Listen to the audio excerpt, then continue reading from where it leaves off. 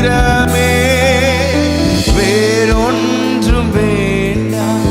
நீ போதுமே, நீ போதும், எப்போதும் நீ போதுமே. ஹல்லேலூயா, ஹல்லேலூயா, ஹல்லேலூயா, ஹல்லேலூயா, ஹல்லேலூயா, ஹல்லேலூயா, ஹல்லேலூயா, ஹல்லேலூயா,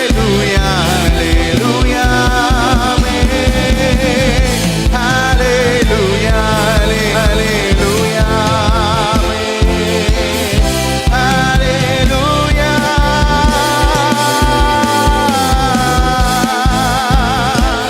ஓ ரதமா சதரன மரஹா, உம்மை ஆராதித்துக் கொண்டிருக்கிற ஒவ்வொரு பிள்ளைங்க மேல இப்பொழுதே அந்த பரிசுத்த ஆவியின் மகிமை ஒவ்வொரு சரீரங்களுக்குள்ளாக இறங்கி வருவதாக, ஆளுகை செய்வதாக.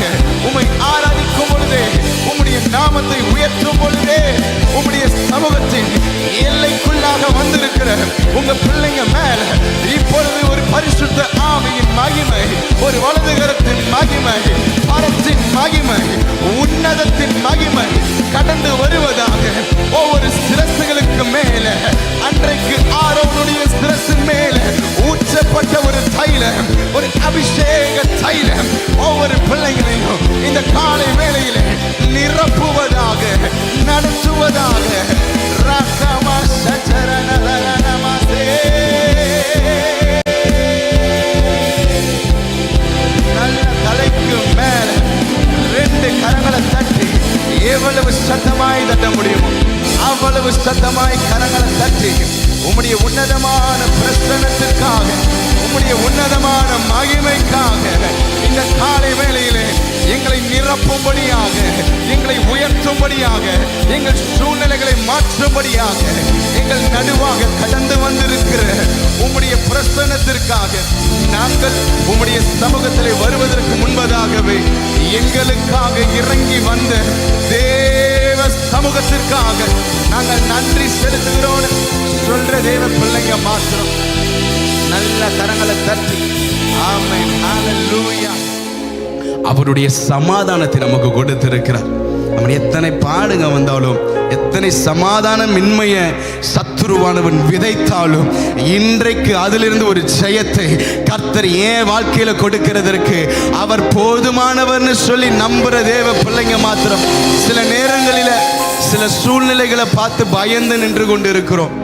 சில எக்ஸாம்ஸை பார்த்து ஸ்டூடெண்ட்ஸுக்கு பயம், சில கடன் பிரச்சனைகளை பார்த்து குடும்ப தலைவிக்கு பயம், சில சூழ்நிலையை எதிர்த்து நிற்கிற காரியங்களை பார்த்து சில பயத்தோடு கடந்து போய் கொண்டிருக்கிறோம்.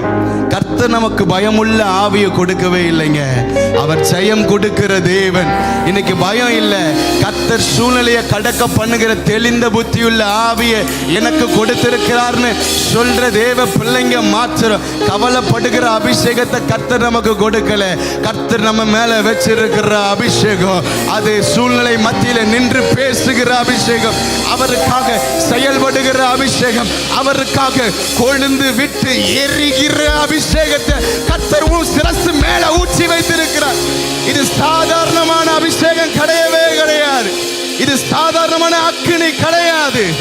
பூமியின் மீது அக்கினியை போட வந்தேன், அது இப்பொழுதே பற்றி எரிய வேண்டும் என்று விரும்புகிறேன் சொன்ன ஆண்டவர் மேல இருக்கிற அபிஷேகம் அக்கினி அது சாதாரணமானதே. பக்கத்துல பார்த்து சொல்லுங்களே, உங்க மேல கர்த்தர் கொடுத்திருக்கிற அபிஷேகம் அது சாதாரணமானது இல்லைங்க.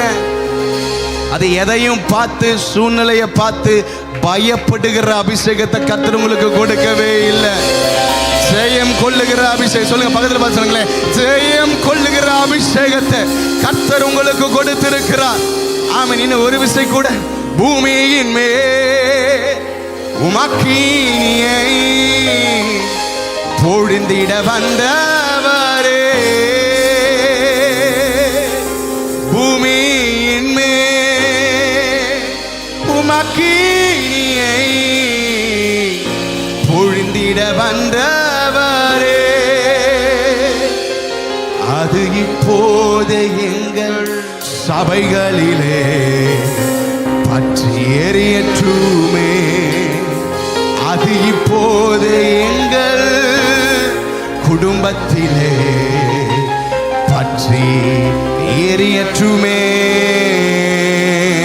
அக்கினியின் அளவு பெருகட்டுமே, பெருகட்டுமே என்று பெருகட்டுமே. அக்கினியின் அளவு பெருகட்டுமே, பெருகட்டுமே என்று பாடுவோம். அக்கினியின் அளவு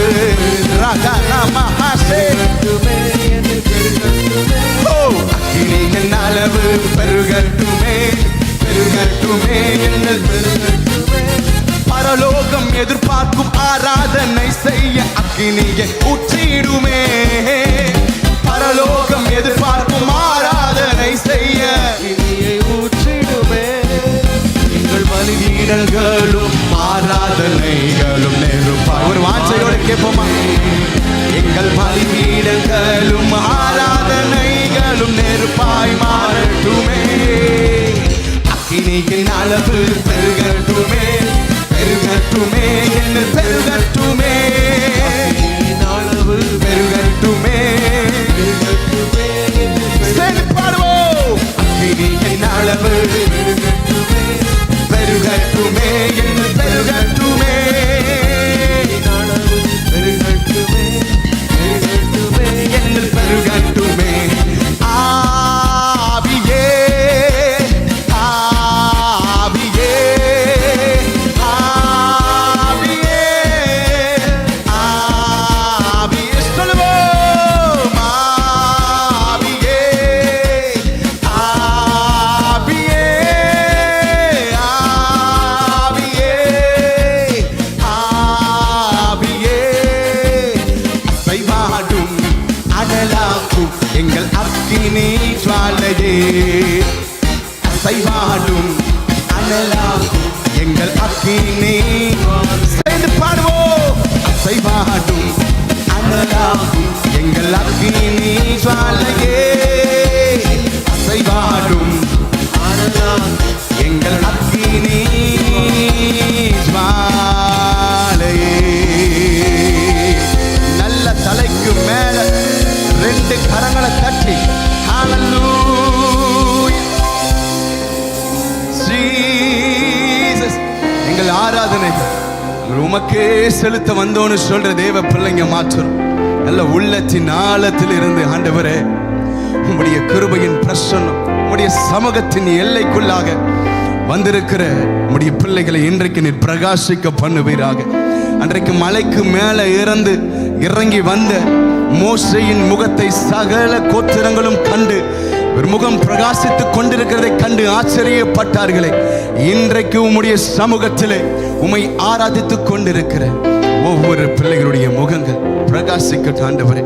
எங்கள் முகங்கள் பிரகாசிக்கட்டும் ஆண்டவரே என்று சொல்லி ஆமென். உங்க சமூகம் வந்த போது ஆண்டவரே உங்க பிரசன்னங்களை நிரப்பட்டோன்னு சொல்லி உள்ளத்தின் ஆழத்தில் இருந்து ஆண்டவரே ஆராதனை இயேசுவுக்கே, ஆராதனை இயேசுவுக்கே, ஆராதனை இயேசுவுக்கே, ஆராதனை இயேசுவுக்கே, ஆராதனை இயேசுவுக்கே, ஆராதனை இயேசுவுக்கே, ஆராதனை இயேசுவுக்கே, ஆராதனை இயேசுவுக்கே. சொல்லுவோம். ஆராதனை இயேசுவுக்கே. ரக்கமசே ரேகமோ சந்தரனமனனனமசே ரிக்கமசந்தரனமஹதனமஹ.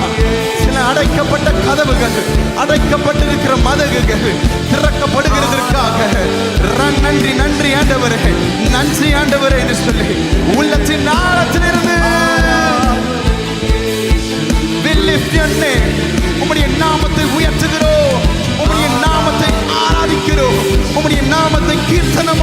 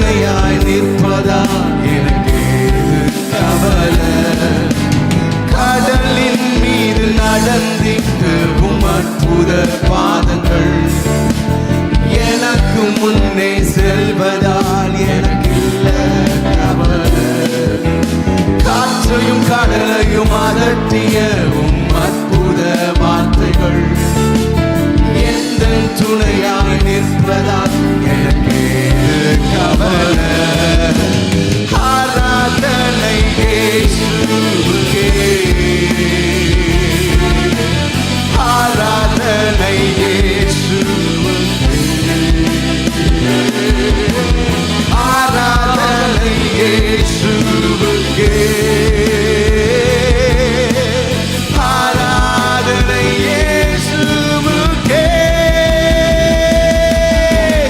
ஆராதனை இயேசுவுக்கே,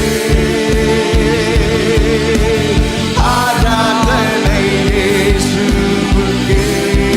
இயேசையா,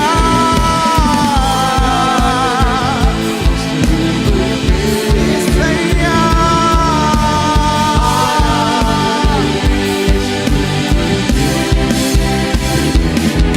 நீ சொன்னால் போதும் சரி, நீ காட்டும் வழியில் உன் பாதம் ஒன்றே. நீங்க மாத்திரம் சொல்லுங்களேன். நீ சொன்னால் போதும் சரி, நீ காட்டும் வழியில் நடப்பேன், உன் பாதம் ஒன்றே.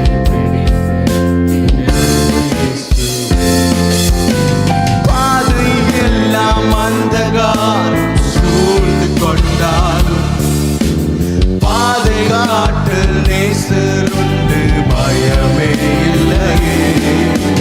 பார்வோன் சேனை தொடர்ந்து வந்து சூழ்ந்து கொண்டாலும் பாதுகாக்க கர்த்தருண்டு, பயமே இல்லை.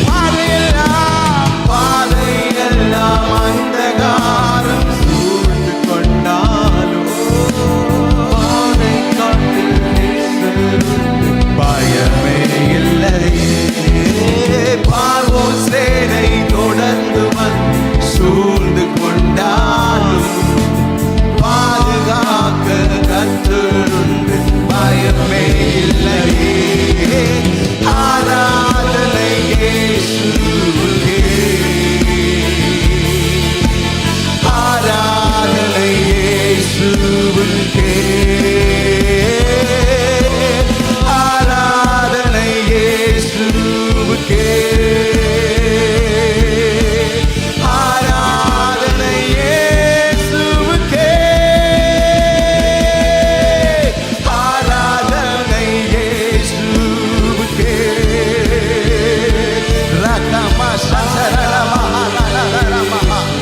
இப்பொழுதே ஒவ்வொரு வாழ்க்கையும் மாறிக்கொண்டிருக்கிறதுக்காக, ஒவ்வொரு சூழ்நிலைகளையும் இப்பொழுது ஒரு மாற்றத்தை, ஒரு டிவைன் டிரான்ஸ்ஃபர்மேஷனை நீர் கொடுத்து கொண்டிருக்கிறதற்காக, எல்லா தோல்வி முகங்களையும் இப்பொழுது ஜெயமாய் மாற்றிக் கொண்டிருக்கிறதற்காக, உம்மாலே, உம்முடைய மரணத்தினாலே நீர் எங்களுக்காய் சிந்தின உம்முடைய இரத்தத்தினாலே ஒரு முழுமையான ஜெயத்தை எங்களுக்கு கொடுத்தவரே, உமக்கு நன்றி என்று சொல்லி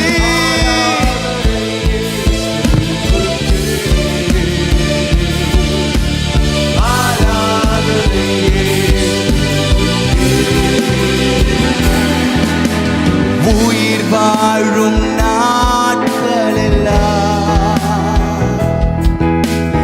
ஓடி ஓடி உழைத்திடுவே. உயிர் வாழும் நாட்களெல்லாம் ஓடி ஓடி உழைத்திடுவே.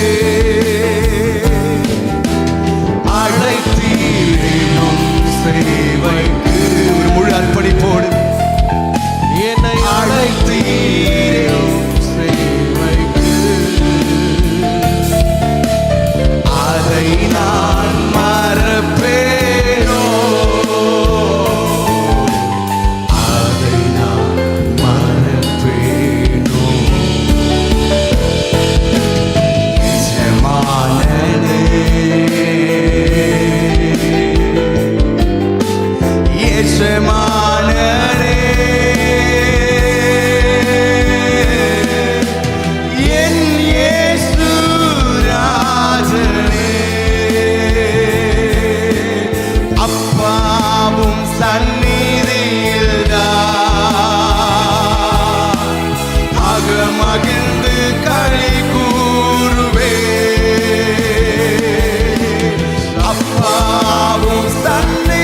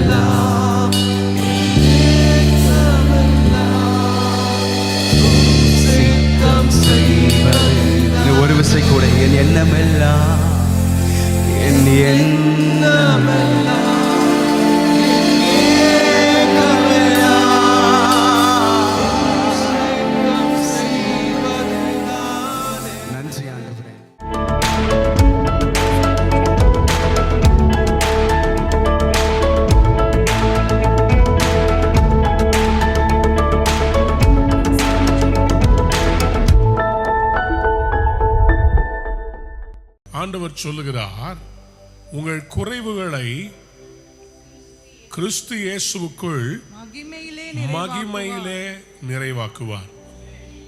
மகிமை என்பது இட் இஸ் த சூப்பர்ஃப்ளூவன்ட், ஆர் அதுதான் வர்ணிக்கிறதுலேயே வர்ணிக்க முடியாத ஒரு உயர்வின் சிகரம். அதுதான். அப்ப ஆண்டவர் உங்களுக்கு எப்படிப்பட்ட செழிப்பை கொடுப்பாருன்னா மகிமையான செழிப்பை கொடுப்பாரா? எத்தனை பேர் அதை நம்புறீங்க? ஆமேன்னு சொல்லுங்க. பூமியில இருக்கிற சகல ஜனங்களும் உங்களை எப்படி வைப்பாரு ஆண்டவர்? கீர்த்தியும் புகழ்ச்சியுமாய் வைப்பாராம். செப்பனியா தீர்க்கதரிசன புஸ்தகம் 3ஆம் அதிகாரத்தில் God will keep you famous and honorable. இதோ அக்காலத்திலே உன்னை சிறுமைப்படுத்தின யாவரையும் தண்டிப்பேன், நொண்டியானவனை ரட்சித்து தள்ளுண்டவனை சேர்த்துக் கொள்வேன். அவர்கள் வெட்கம் அனுபவித்த சகல தேசங்களிலும் அவர்களுக்கு வெட்கம் அடைந்த சகல தேசங்களிலும் அவர்களுக்கு புகழ்ச்சியையும் கீர்த்தியும் உண்டாக செய்வேன். சோ அப்போ அவங்களுக்கு ஆண்டவர் கொடுக்க போகிற அந்த ரெஸ்டோரேஷன் அது கீர்த்தியும் புகழ்ச்சியுமா இருக்க போகிறதுங்க. உங்களுக்கு எல்லாத்துலயும் என்ன வர ஆண்டவர் கொடுக்க போறாருங்க? அவருடைய வார்த்தைக்கு கீழ்ப்படிந்து பரிசுத்தமாய் வாழ்ந்து தேவ வசனங்களை கை கொண்டு அவருடைய தேடுகிற ஜனங்களுக்கு ஆண்டவர் சாதாரண ஆசீர்வாதம் கொடுக்க போறதில்ல, சிறப்பான சுதந்திரத்தை கொடுப்பார். யாக்கோபு 1:17 அவர் சொல்லுகிறார், நன்மையான எந்த ஈவும் பூரணமான எந்த வரமும் ஜோதிகளின் பிதாவினிடத்திலிருந்து இறங்கி வருகிறது. பரத்திலே உண்டாகி ஜோதிகளின் பிதாவினிடத்திலிருந்து இறங்கி வரும். எத்தனை பேர் ஆமேன்னு சொல்ல விரும்புறீங்க? அப்போ உங்க பிளெஸ்ஸிங்க ஆண்டவர் பரத்திலிருந்து அனுப்புகிறார். நீங்க எதிர்பார்க்கிற அந்த நன்மையை அவர் பரத்திலிருந்து அனுப்புவார். நீங்க எதிர்பார்க்கிற அந்த நன்மையை அவர் உங்களுக்கு கொடுக்க போகிறார். அது பரத்திலிருந்து வரப்போகிறது. அவர் கையில் எல்லாத்தையுமே வச்சிருக்கிறாருங்க. அது தனக்கு இஷ்டமானவர்களுக்கு அவர் கொடுக்கிறார். He holds the riches in his hands. ஆகாய் 2ஆம் அதிகாரம் 8ஆம் வசனத்தை வாசித்து பாருங்க. வெள்ளியும் என்னுடையது, பொன்னும் என்னுடையது என்று சேனைகளின் கர்த்தர் சொல்லுகிறார். வெள்ளியும் யாருது? அவருடையது. பொண்ணு யாருது? கோல்டு யாருது? சில்வர் யாருது?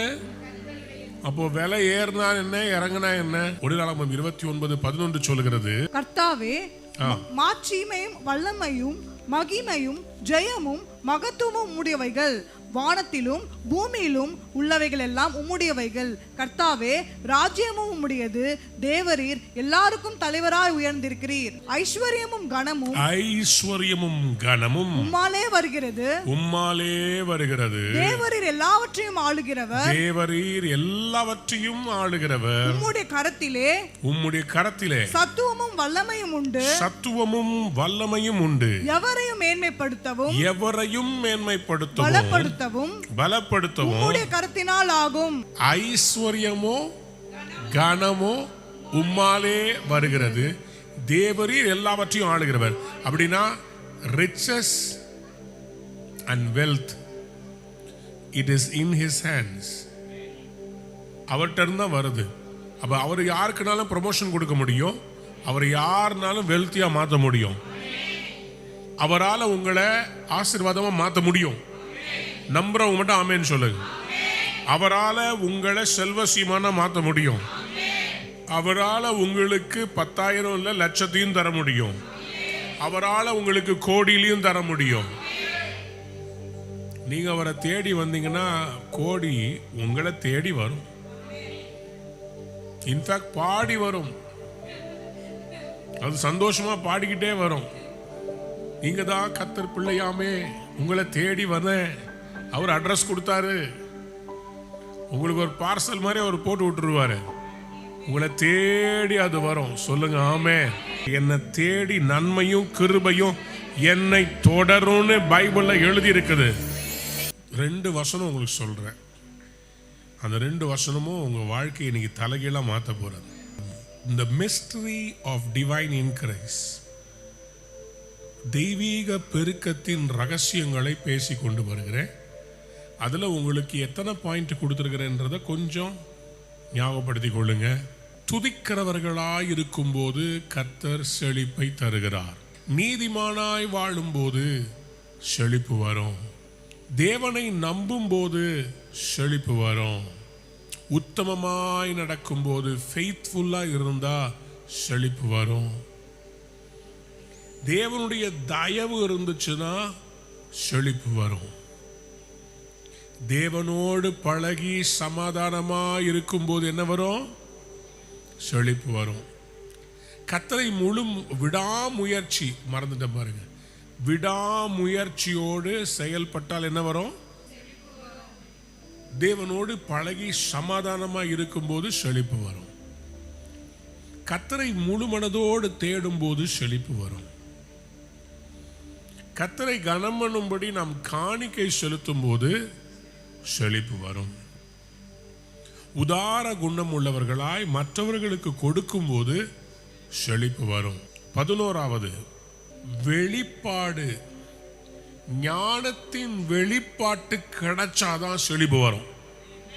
சொல்லுங்க ஆமென். மறுபடியும் சொல்றேன், ஞானத்தின் வெளிப்பாடு கிடைத்தால் செழிப்பு வரும். ஏன்னா இந்த ஞானம் இல்லாமல் உங்களால செழிப்புக்குள்ள போகவே முடியாது. எத்தனை பேர் ஆமென் சொல்ல விரும்புறீங்க? ஆதியாகமத்தின் புஸ்தகத்தில் 30ஆம் அதிகாரம் 25 நீங்க வாசித்து பார்த்தீங்கன்னா, ராகேல் யோசேப்பை பெற்ற பின் யாக்கோபு லாபானை நோக்கி, நான் என் ஸ்தானத்திற்கும் என் தேசத்திற்கும் போக என்னை அனுப்பிவிடும். நான் உமக்கு ஊழியம் செய்து சம்பாதித்த என் மனைவிகளையும் என் பிள்ளைகளையும் எனக்கு தாரும். நான் போவேன். நான் உம்மிடத்தில் சேவித்த சேவகத்தை நீர் அறிந்திருக்கிறீர் என்றான். அப்பொழுது லாபான், உன் கண்களில் எனக்கு தயவு கிடைத்ததை ஆனால் நீ இரு. உன் நிமித்தம் கர்த்தர் என்னை ஆசீர்வதித்தார் என்று குறிப்பினால் அறிந்தேன். எத்தனை பேர் ஆமென் சொல்ல விரும்புறீங்க? ஸோ இவர் புரிஞ்சுக்கிட்டாரு, இந்த யாக்கோபுனால தான் எனக்கு ஆசீர்வாதம். யாராவது ஆமென் சொல்லுங்க. நான் நம்புகிறேன், விசுவாசிக்கிறேன், உங்கள் நிமித்தமாய் கர்த்தர் உங்கள் கம்பெனியை ஆசீர்வதிப்பார்.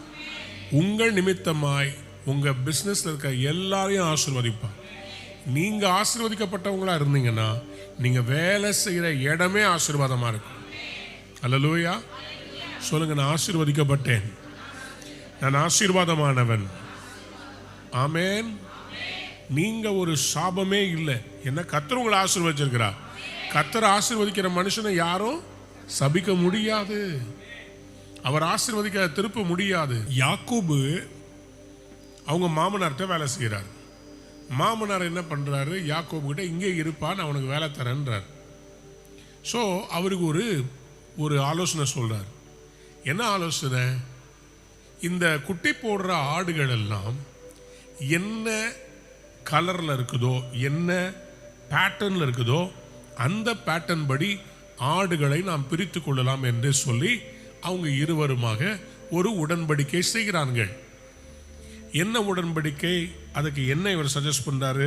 வாசிக்கிறீங்களா? நான் இன்றைக்கு போய் உம்முடைய மந்தைகளை எல்லாம் பார்வையிட்டு அவைகள் புள்ளியும் வரியும் கருப்பும் உள்ள செம்மறி ஆடுகளையும். ஆதியாகமம் 30ஆம் அதிகாரம் 32ஆம் வசனத்துல இப்படியாக வாசிக்கிறோம். புள்ளியும் வரியும் கருப்பும் உள்ள செம்மறி ஆடுகளையும் வரியும் புள்ளியும் உள்ள வெள்ளாடுகளையும் பிரித்து விடுகிறேன். வரியும் புள்ளியும் உள்ள வெள்ளாடுகளையும் பிரித்து விடுகிறேன். அப்படிப்பட்டவை இனி எனக்கு சம்பளமா இருக்கட்டும். உம்முடைய மந்தைகளை பார்வையிட்டு அவைகளில் புள்ளியும் வரியும் கருப்பும் உள்ள செம்மறி ஆடுகள், வரியும் புள்ளியும் உள்ள வெள்ளாடுகள், புள்ளியும் வரியும் கருப்பும் உள்ள செம்மறி ஆடுகள், வரியும் புள்ளியும் உள்ள வெள்ளாடுகள். அவர் என்ன சொல்றாரு? பிரித்து விடுறார். அப்படிப்பட்டவை இனி எனக்கு சம்பளமா. சோ இவர் ஒரு டீல் பேசுறார்.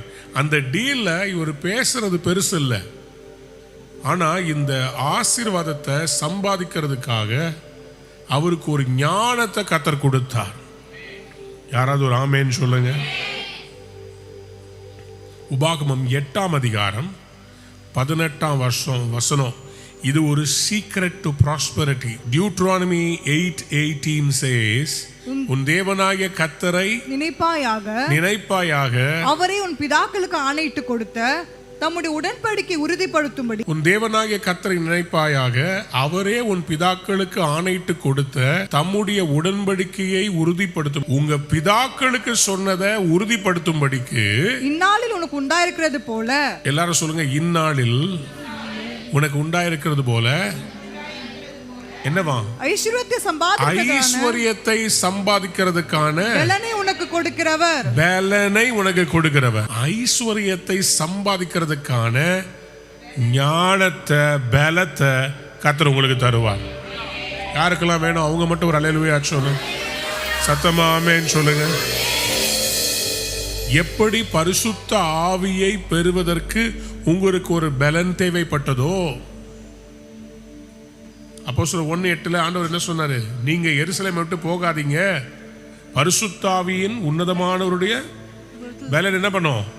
உங்களிடத்திற்கு வரும், அப்பொழுது நீங்க சாட்சியா மாறுவீங்க. அது வரைக்கும் வெயிட் பண்ணுங்க. அப்போ ஒரு பலன் வந்துச்சுன்னா, ஆவியில நிரம்பி நம்ம எப்படி பேசுறோமோ அதே மாதிரி ஐஸ்வரியத்தின் பெருக்கத்துக்கு நமக்கு கர்த்தர் ஒரு வல்லமையை கொடுக்கிறார், ஒரு பலத்தை தருகிறார். எல்லாரும் எழுதிக்கோங்க, பவர் டு கெயின் வெல்த். இந்த சீக்ரெட்டை நீங்க புரிந்து கொள்ள வேண்டும். The power to gain wealth is nothing but the wisdom of God. The wisdom manifestation of God is the power to gain wealth. வெறும் சரீர சுகம் மட்டுமல்ல, ஐஸ்வரியத்தை சம்பாதிக்கிறதற்கான பலனை உனக்கு கொடுக்கிறவர். Power to gain wealth. இந்த டீச்சிங் உங்களை மறுரூபப்படுத்தும் காரணம் நல்லா புரிந்து கொள்ளுங்க.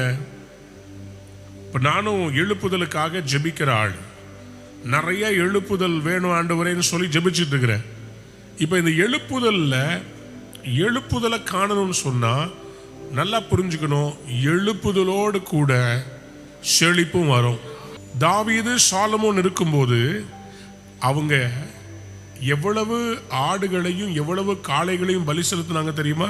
1,20,000 ஆடுகள், 22,000 காளைகள். 22,000 காளைகள், 1,20,000 ஆடுகள். அவரு கொடுக்கறதுக்கு கர்த்தர் அந்த பலத்தை கொடுத்தார் அவருக்கு. உங்களுக்கும் அதே பலனை கர்த்தர் கொடுப்பா. நீங்களும் அந்த அளவு கொடுக்கிறதுக்கு ஐஸ்வரியத்தை சம்பாதிக்கிறதுக்கான பலன். சோ இந்த பலன் அவருக்கு எப்படி வந்துச்சு? இந்த பலன் எப்படி வந்துச்சு? இப்ப யாக்கோபுடைய கதைக்கு திருப்பி போவோம். அவர் என்ன செய்கிறாரு? இந்த வரியும் புள்ளியும் கருப்பும் உள்ள செம்மறி ஆடுகள், இது ரெண்டுத்துக்கும் அவர் என்ன பண்ணாருன்னா, ஆதியாகமம் 30ஆம் அதிகாரத்துல 38ஆம் வசனத்தை வாசிங்க. தான் உரித்த கொப்புகளை ஆடுகள் தண்ணீர் குடிக்க வரும் கால்வாய்களிலும் தொட்டிகளிலும் ஆடுகளுக்கு எதிராக போட்டு வைப்பான். ஆடுகள் தண்ணீர் குடிக்க வரும்போது பொழிவதுண்டு. ஆடுகள் அந்த கொப்புகளுக்கு முன்பாக பொழிந்தபடியால் அவைகள் கலப்பு நிறம் உள்ளதும் புள்ளி உள்ளதும் வரியுள்ளதுமான குட்டிகளை போட்டது.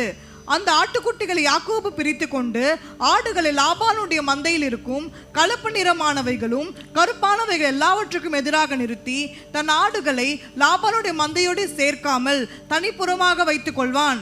பலத்த ஆடுகள் பொழியும் போது அந்த கொப்புகளுக்கு எதிரே பொழியும்படி யாக்கோபு அவைகளை அந்த ஆடுகளின் கண்களுக்கு முன்பாக கால்வாய்களிலே போட்டு வைப்பான். கொப்பு பிரிச்சு அந்த கொப்புல புள்ளிய தலைவர் அழகா அந்த ஒரு உட்டை உடைச்சு ரெண்டா பிரிச்சு உள்ள அந்த டிசைனை போட்டு தண்ணி குடிக்கிற வர இடத்துல ஆடு கண்ணில் படும்படி இந்த பேட்டர்னை அங்கே போடுறாரு.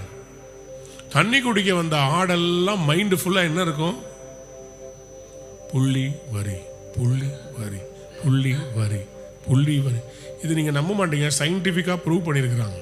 ஒரு விஸ்டம் அவர் என்ன பண்றாரு பாருங்க. அந்த ஆடுகள் அந்த தண்ணீர் அல்லது ஆடுகள் சேர்கிற இடத்துல, அது தண்ணீர் குடிக்கிற இடத்துல இந்த ஆடுகளுக்குடைய கண்கள் படும்படி அவர் இதை வைக்கிறார். அவங்க மாமனார்கிட்ட இவர் என்ன சொன்னாரோ அதை இதெல்லாம் என்னுடையது, புள்ளியும் வரியும் எனக்கு, மற்ற அந்த கலர் ஆடுகள்லாம் உங்களுக்குன்னு சொன்னா இவர் புள்ளி வரியை போட்டு வச்சாருன்னா அதே மாதிரி ஆடுகள் பொழிந்தது. இவருக்கு ஏராளமான ஆடுகள் வந்தது. யாக்கோபுன்ற ஒரு லாபானுக்கு ஒரு மார்க்கெட்டிங் சொல்லி கொடுத்துருக்கிறாரு. அவர் பண்ணதை பாருங்க, எல்லாத்தையும் அவர் அந்த மாதிரி கரெக்டாக போட்டு வச்சிருக்கிறார். பார்த்தீங்கன்னா இந்த ஃப்ரெஷ் கட் பிரான்ச்சஸில் இவர் அந்த போட்டு வச்சதை பார்த்து வேதம் சொல்கிறது, பலவீனமான ஆடுகள் 39ஆம் வசனத்துல பாருங்க, they mated in front of the branches and they bore young that were streaked or speckled or spotted. ஆடுகள் அந்த கொப்புகளுக்கு முன்பாக பொழிந்தபடியால் அவைகள் கலப்பு நிறம் உள்ளதும் புள்ளியுள்ளதும் வரியுள்ளதுமான குட்டிகளை போட்டது. அப்போ அந்த ஆட்டுக்குட்டிகளை யாக்கோபு பிரித்து கொண்டு ஆடுகளை லாபானுடைய மந்தையில் இருக்கும் கலப்பு நிறமானவைகளுக்கும் கருப்பானவைகள் எல்லாவற்றிற்கும் எதிராக நிறுத்தி தன் ஆடுகளை லாபானுடைய மந்தையோடு சேர்க்காமல் தனிப்புறமாக வைத்துக் கொள்வான். என்ன பாருங்க பிசினஸ் ஸ்ட்ராட்டஜி அவருக்கு.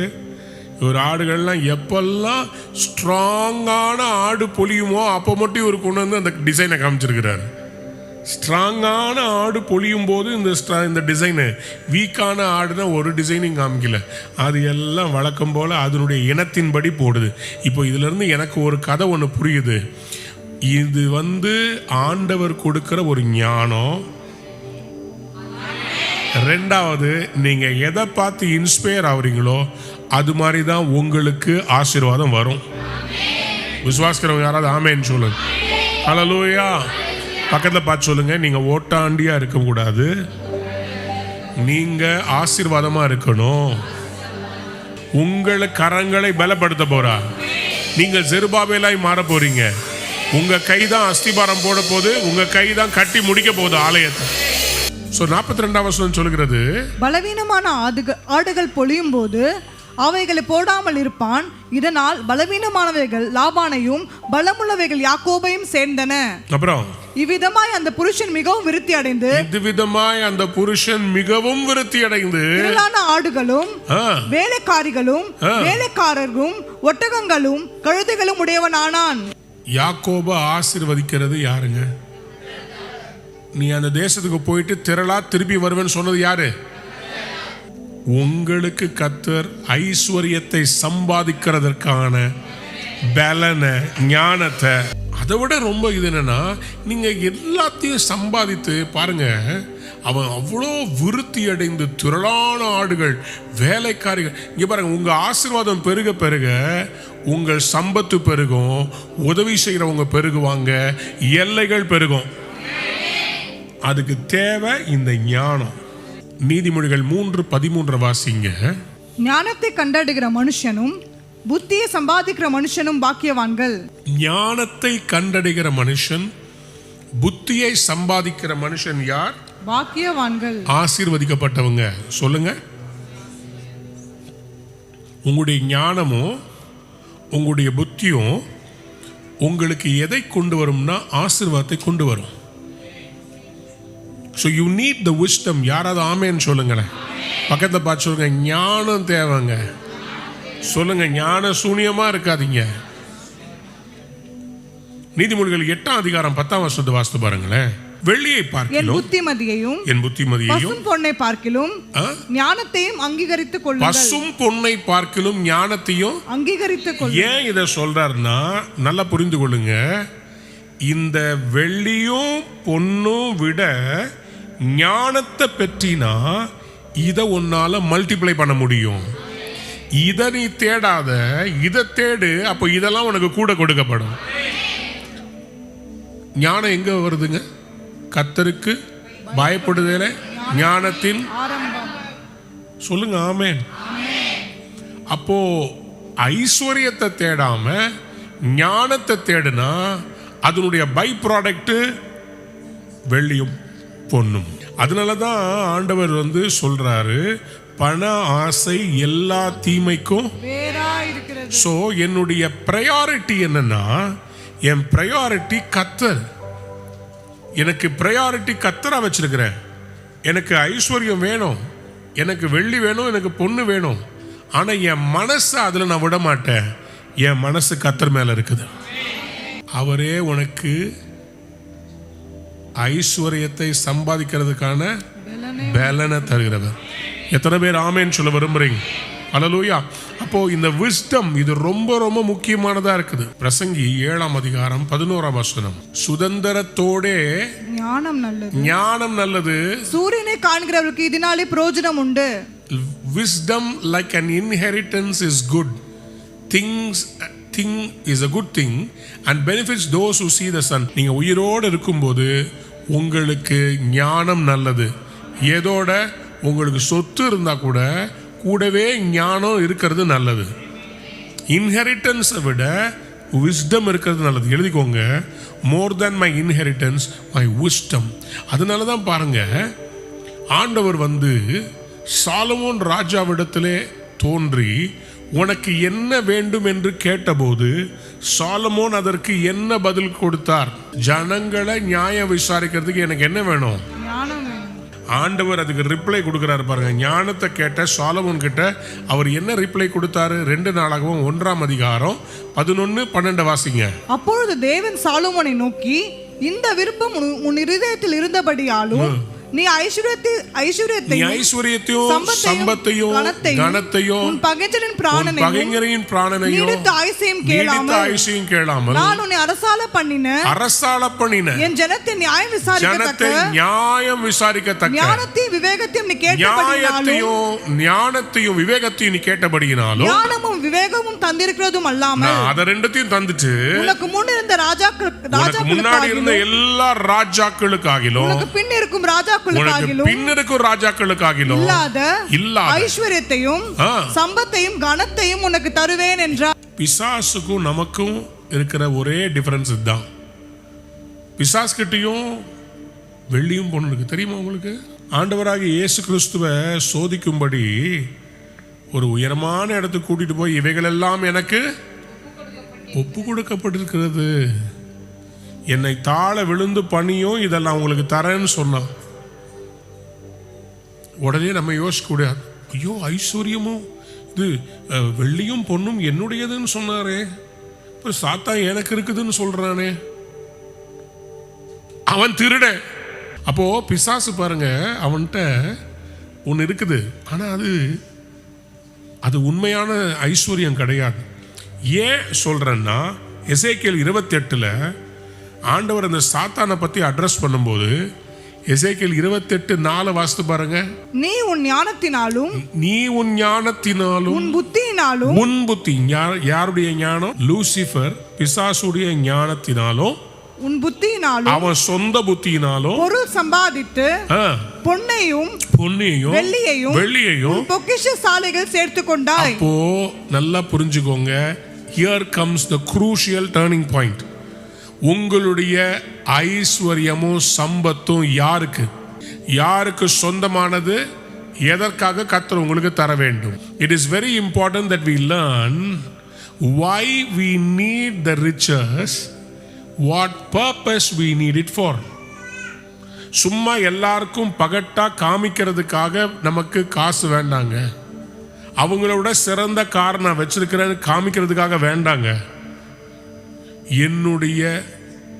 என்னுடைய ப்ராஸ்பரிட்டிக்கு ஒரு பர்பஸ் இருக்கிறது. Unless your prosperity has a purpose, அது உங்களை பெருமை கொள்ள வைக்கும், உங்களுக்கு மனமேட்டியை கொண்டு வரும், மனிதர்களை மதிக்க தெரியாது, பணத்தை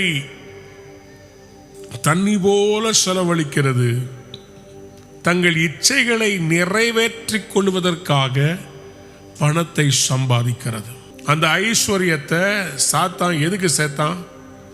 கடவுள்கிட்ட தான் யாருன்னு காமிக்கணுமா? ஆண்டவர்கிட்ட எனக்கு நிறைய காசு இருக்குதுன்னு சொல்லி சர்வ வல்ல தேவனுக்கு அவன் சேலஞ்ச் பண்றதுக்காக அவன் ஞானத்தையும் அவனுடைய புத்தியையும். அதனால்தான் எரேமியா 17ஆம் அதிகாரத்தில் 2 விதமான செடியை பத்தி அல்லது மரத்தை பத்தி எழுதப்பட்டிருக்குது. ஒன்று வனாந்திரத்தில் கரளையாய் போன செடி, மற்றொன்று நீர்க்கால்களின் ஓரமாய் நடப்பட்ட ஒரு மரம். ரெண்டுத்துக்கும் டிஃபரன்ஸ் இதுதான். எரேமியா 17ஆம் அதிகாரத்துல 5ஆம் வசனம் பாருங்க. மனுஷன் மேல் நம்பிக்கை வைத்து மாம்சமானதை தன் புயபலமாக்கிக் கொண்டு கர்த்தரை விட்டு விலகுகிற இருதயம் உள்ள மனுஷன் சபிக்கப்பட்டவன் என்று கர்த்தர் சொல்கிறார். அதனாலதான் சாத்தான் சபிக்கப்பட்டான். சொல்லுங்க ஆமென். அதனால அவன் என்ன ஆச்சா? அவன் அந்தரவெளியில் கரளையாய் போன செடியை போல இருந்து நன்மை வருகிறதை காணாமல் வனாந்திரத்தின் வறட்சியான இடங்களிலும் குடியில்லாத உவர்நிலத்திலும் தங்குவான். ஆனா கர்த்தர் மேல் நம்பிக்கை இருக்கிற மனுஷன் எப்படி இருப்பானா? கர்த்தர் மேல் நம்பிக்கை வைத்து கர்த்தரை நம்பிக்கையாக கொண்டிருக்கிற மனுஷன் பாக்கியவான். அவன் தண்ணீர் அண்டையில் நாட்டப்பட்டதும் கால்வாய் ஓரமாக தன் வேர்களை விடுகிறதும் உஷ்ணம் வருகிறதை காணாமல் இலை பச்சையா இருக்கிறது. மழை தாழ்ச்சியான வருஷத்திலும் வருத்தமின்றி சென்செக்ஸ் மேல போனா என்ன, கீழே வந்தா என்ன, பெட்ரோல் மேல போனா என்ன, கீழே வந்தா என்ன, கோல்டு விலை மேல போனா என்ன, கீழே வந்தான், அவன் தண்ணீர் அண்டை நாட்டப்பட்டவன். அம்மாவுடைய பிள்ளைகளே, இன்னைக்கு உங்களை கர்த்தர் அவர் மேல் நம்பிக்கை வைக்கிற மனுஷனை பார்க்க விரும்புகிறார். அப்போ இந்த எசேக்கியேல் 28ல நீங்க பாத்தீங்கன்னா அவன் தான் சுய ஞானத்துல தான் சுய புத்தியில அதையெல்லாம் சம்பாதிச்சதுனால என்ன ஆச்சுங்களா? உன் வியாபாரத்தினாலும் உன் மகா ஞானத்தினாலும் உன் பொருளை பெருகப்படினாய், உன் இருதயம் உன் செல்வத்தினால் மேட்டிமை ஆயிற்று. அதனாலதான் பைபிள்ல எச்சரிப்புக்கு கொடுக்கப்பட்டிருக்குது. ஒட்டகமானது ஊசியின் காதிலே நுழைகிறத பார்க்கிலும் ஐஸ்வர்யவான் பரலோக ராஜ்யத்தில். நீங்க உடனே ஊசியில எப்படி நுழையும்னு சொல்லி யோசிக்காதீங்க. எருசலேம்ல ஒரு ஒரு நம்மெல்லாம் எப்படி ஒரு வாசல், அந்த வாசல்ல இந்த ஒட்டகம் உள்ள வரணும்னு சொன்னா, கேமல் வரணும்னா அதுக்கு ஒரு ரேட் வச்சிருக்கிறாங்க. இவ்வளோ எடை உடையதுக்கு இந்த பணம். ஸோ அவங்க என்ன பண்ணுவாங்க, அந்த ஒட்டகம் அது வழியாக போக முடியுமான்னு செக் பண்ணுவாங்க. அது கரெக்டாக இருக்கும். ரொம்ப லக்கேஜ் கொண்டு போக முடியாது. ஸோ நிறைய லக்கேஜ் கொண்டு போக முடியாமல் கரெக்டாக அந்த ஒட்டகம் போகிறதுக்காக அந்த வாசல் இருக்கும். அது ரொம்ப கஷ்டப்பட்டு கரெக்டாக உள்ளே போகும். ஸோ அவ்வளோ கஷ்டமான அதை விட யாரா ஐஸ்வர்யவான் பரலோக ராஜ்யத்தில் வருவது. பக்கத்தை பார்த்து சொல்லுங்க, உங்களுக்கு ஈஸியா கர்த்தர் வழி விடுவார்.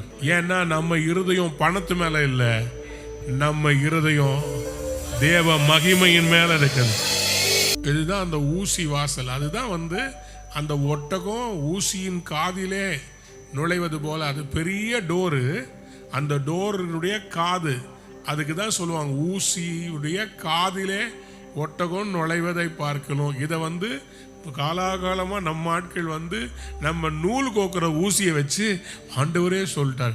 இப்படி இந்த நூல் கோக்கிற ஊசிக்குள்ள ஒரு ஒட்டகம் போனோன்னு ஆண்டவர் சொல்லுவாரா? அவருக்கு எல்லா ஞானமும் தெரியும். அவர் இதை தான் சொன்னார், உங்களை ஆசீர்வாதமாக வைப்பார். எத்தனை பேர் நம்புறீங்க? நல்லா கவனிச்சுக்கோங்க. இதை மட்டும் நல்லா நோட் பண்ணிக்கொள்ளுங்க. நான் 11வது காரியமா என்ன சொன்னேன்? ஞானத்தின் வெளிப்பாடு செழிப்பை கொண்டு வரும். அதுக்கு தான் உபாகமம் 8:18 கொடுத்தேன். 12ஆம் வசனம், நீ புசித்து திருப்தியாகி நல்ல வீடுகளை கட்டி அவைகளுக்கு குடியிருக்கும் போது உன் ஆடு மாடுகள் திரட்சியாகி உன் வெள்ளியும் பொன்னும் பெருகி உனக்கு உண்டானவைகளும் வர்த்திக்கும் போது, உனக்கு எல்லாம் நான் கொடுக்கும் போது உன் இருதயம் மேட்டிமை அடையாமலும் உன்னை அடிமைதன வீடாகிய எகிப்திலிருந்து புறப்பட பண்ணினவரும் உன்னுடைய பின் நாட்களில் உனக்கு நன்மை செய்யும் பொருட்டு உன்னை சிறுமைப்படுத்தி உன்னை சோதித்து கொள்ளிவாய் சர்ப்பங்களும் தேள்களும் தண்ணீர் இல்லாத வறட்சியும் உள்ள பயங்கரமான பெரிய வனாந்திர வழியாய் உன்னை அழைத்து வந்தவரும் உனக்காக பாறையான கண்மலையிலிருந்து தண்ணீர் புறப்பட பண்ணினவரும் உன் பிதாக்கள் அறியாத மன்னாவினால் வனாந்திரத்திலே உன்னை போஷித்தவருமாகிய உன் தேவனாய கர்த்தரை நீ என்ன பண்ணணும்? மறவாமலும் என் சாமர்த்தியமோ என் கைபலனோ இந்த ஐஸ்வர்யத்தை எனக்கு சம்பாதித்தது என்று சொல்லிக் கொள்ளாமலும் இருக்க எச்சரிக்கையாயிருந்து உன் தேவனாகிய கர்த்தரை துதிப்பாயாக. அவரே உன் பிதாக்களுக்கு ஆணையிட்டு கொடுத்த அவரே உன் பிதாக்களுக்கு ஆணையிட்டு கொடுத்த தம்முடைய உடன்படிக்கை நம்முடைய உறுதிப்படுத்தும்படி உடன்படிக்கையை உறுதிப்படுத்தும்படி இந்நாளில் உனக்கு உண்டாயிருக்கிறது இந்நாளில் உனக்கு உண்டாயிருக்கிறது போல ஐஸ்வர்யத்தை சம்பாதிக்கிறதற்கான ஐஸ்வர்யத்தை சம்பாதிக்கிறதுக்கான பலனை கொடுக்கிறவர். உங்களுக்கு முதல்ல உபாகமம் 8:18 ஃபர்ஸ்ட் ஒரு க்ளூ மாதிரி கொடுத்துட்டு இப்போ உங்களை பின்னாடி கொண்டு போய் திருப்பி கொண்டு வந்து அந்த வேர்ட்ல கனெக்ட் பண்ணிருக்கிறேன் பாருங்க. விளங்குனவங்களும் அல்லேலூயா சொல்லுங்க. ஐஸ்வர்யை சம்பாதிக்கிறதுக்கான பலன் சொல்லி சொன்னேன். ஆனா அதை எங்க கனெக்ட் பண்றாரு தெரியுமா? இவ்வளவு நாள் நீ கஷ்டப்பட்டதுக்கு நான் இப்போ உனக்கு இதெல்லாம் கொடுக்கிறேன். இது என்னுடைய கஷ்டத்தினால என்னுடைய கடுமையான பிரயாசத்தினால வந்ததுன்னு சொல்லாத.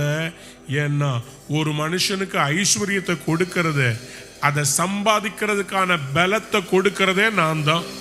12ஆம் பாயிண்ட் வந்து மோர் தேங்க்ஸ் கிவிங் மோர் பெஸ்டிங். எழுதிக்கோங்க, மோர் தேங்க்ஸ் கிவிங். அதிகமாக நமக்கு எல்லாம் சம்பூர்ணமாக கிடைக்கும் போது நம்ம என்ன செய்யணும்? அவரை மறக்காமல் நன்றி சொல்ல வரணும். அதுக்கு தான் இஸ்ரவேலுக்கு முதற் பலன் காணிக்கை. அதுக்கு தான் இஸ்ரவேலுக்கு ஷவவுட், ஃபீஸ்ட் ஆஃப் த வீக்ஸ். அதுக்கு தான் கூடார பண்டிகை. வருஷத்துல 3 தடவை இஸ்ரவேல் ஜனங்கள் கர்த்தருக்கு காணிக்கை எடுத்துக்கொண்டு எருசலேமுக்கு வருவார்கள்.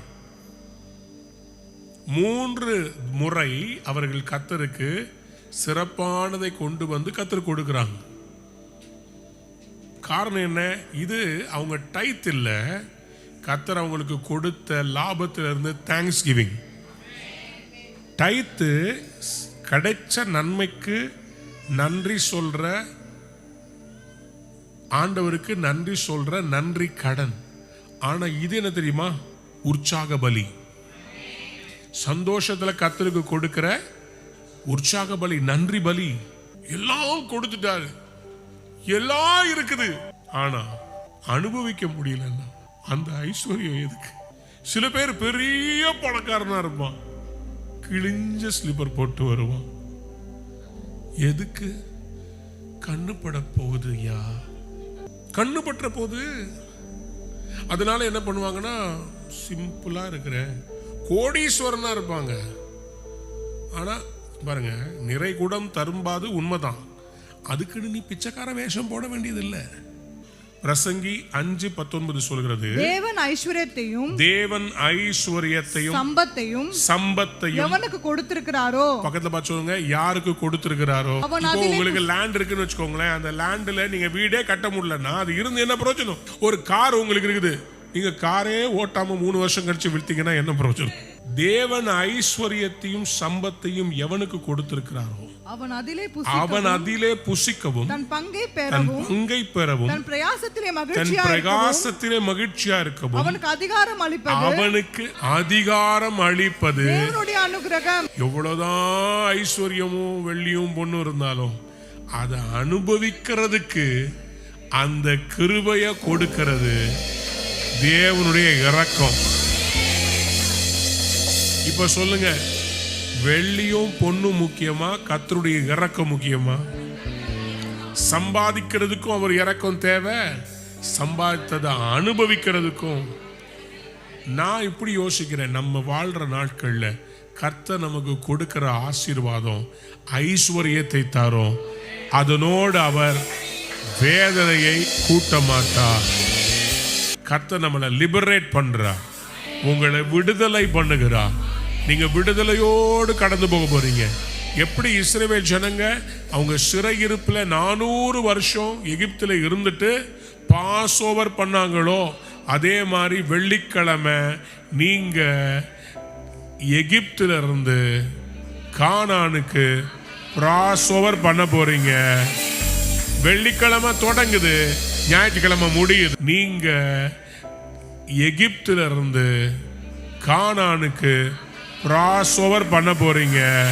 இந்த செய்தியை கேட்கிற நிறைய பேருடைய பிசினஸ்ல ஒரு மறுரூபம் வரப்போகிறது. நான் மறுபடியும் சொல்றேன், your prosperity has a purpose. மறுபடியும் சொல்றேன், your assignment brings a provision. Your prosperity has a purpose. நான் ஃபர்ஸ்ட் சொன்னதை மறுபடியும் சொல்றேன், expecting to prosper is agreeing with God's will for your life. நீங்கள் செழிப்பாக மாறுவதற்கு எதிர்பார்ப்பது தேவ சித்தம் உங்கள் வாழ்விலே நிறைவேறும்படி ஒப்பு கொடுப்பது. ஸோ ஆண்டவர் இன்னைக்கு உங்களை ஆசீர்வதிக்கப்பட்ட ஜனங்களா அவர் மாத்துறதுக்கு அவர் என்ன செய்ய போறாருன்னா, நீதிமொழிகள் 22:4, தாழ்மைக்கும் கர்த்தருக்கு பயப்படுதலுக்கும் வரும் பலன் ஐஸ்வர்யமும் மகிமையும் ஜீவனுமாம். தாழ்மைக்கும் கர்த்தருக்கு பயப்படுதலுக்கும் வரும் பலன் ஐஸ்வர்யமோ மகிமையோ ஜீவன். அண்டர்லைன் பண்ணிக்கோங்க. அன்பான நேயர்களே, இந்நிகழ்ச்சியில் கொடுக்கப்பட்ட வாக்குத்தத்தங்களும் தீர்க்க தரிசன வார்த்தைகளும் உங்களுக்கு ஆசீர்வாதமாய் இருந்திருக்கும் என்று நாங்கள் நம்புகிறோம். நீங்கள் பெற்ற ஆசீர்வாதங்களையும் ஜெப விண்ணப்பங்களையும் மற்றும் உங்கள் காணிக்கைகளையும் அனுப்ப வேண்டிய எங்கள் முகவரி: ரூவா ஊழியங்கள், எண் 82, ஜவஹர்லால் நேரு சாலை, சிம்ஸ் மருத்துவமனை எதிரில், வடபழனி, சென்னை 26. உங்கள் காணிக்கைகளை ஆன்லைன் மூலமாக எளிதாக செலுத்தலாம்.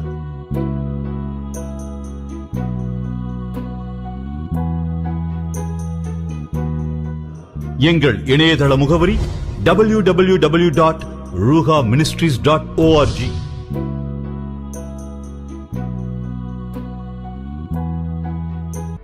உங்கள் காணிக்கைகளை எளிதாக செலுத்த www.ruhaministries.org என்கிற எமது இணையதளத்தில் கிவ் என்கிற பக்கத்துக்கு சென்று, நீங்கள் இந்தியாவில் வசிப்பவர்கள் என்றால் எமது வங்கி எண்ணிற்கு ரேசர் பே மூலமாக டொனேட் நவ் பட்டனை கிளிக் செய்து உங்கள் பெயர், முகவரி, காணிக்கை தொகை போன்ற விவரங்களை தெளிவாக பூர்த்தி செய்து எங்களுக்கு அனுப்பலாம்.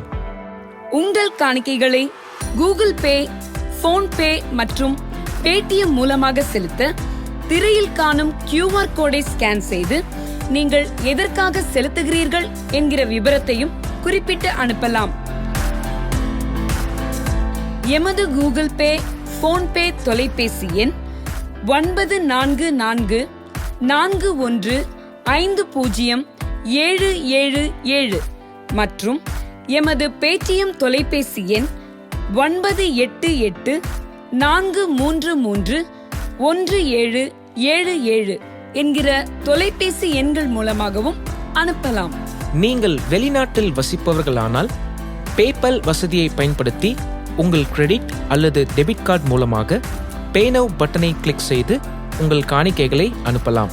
கிரெடிட் அல்லது டெபிட் கார்டு இல்லாதவர்கள் கீழ்காணும் அக்கவுண்ட் எண்ணிற்கு உங்கள் காணிக்கைகளை அனுப்பலாம்.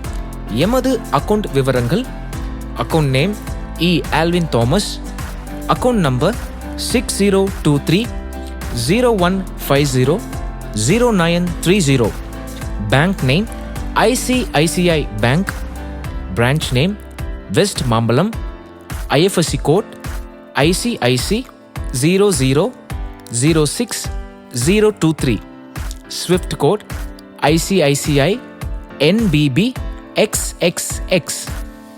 அனுதினமும் தேவனுடைய வார்த்தையை சுமந்து திக்கற்றோரை ஆதரித்து ஆராதனை, ஜெபம் மற்றும் பல பரிமாணங்களில் இடைவிடாமல் ஊழியம் செய்கிற இந்த ஊழியத்தை உங்கள் கரங்களால் தாங்குங்கள். தேவ ஆசீர்வாதத்தை பெற்றுக்கொள்ளுங்கள்.